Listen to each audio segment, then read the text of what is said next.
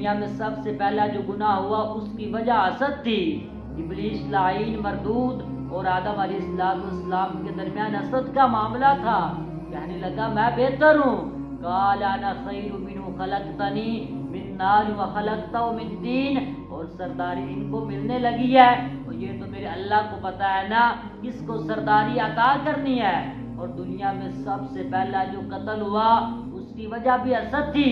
حابیل اور قابیل کے درمیان حسد کا معاملہ تھا، خاتون کا نکاح اس سے ہو رہا ہے، مجھ سے کیوں نہیں ہو رہا؟ اور یقین جانے ایک دکاندار کے سامنے دوسری دکان پڑ جائے تو وہ پریشان ہو جاتا ہے، اب میرا کیا ہوگا؟ لا حول ولا قوت الا باللہ، تیرا کیا خیال ہے؟ میرے حصے کی روزی یہ لے جائے گا؟ اتنی بے یقینی، اتنی گھٹیا سوچ! کیا تم نے اپنے مالک کا وہ فرمان نہیں پڑھا؟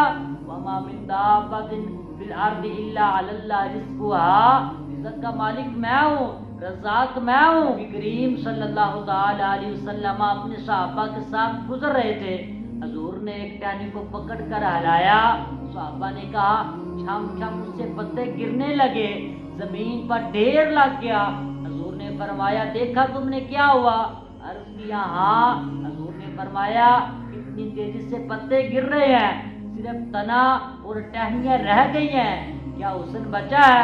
عرض کیا نہیں۔ حضور نے فرمایا جو حسد کرتا ہے نا اسی طرح اس کی نیکیاں بھی جھڑ جاتی ہیں۔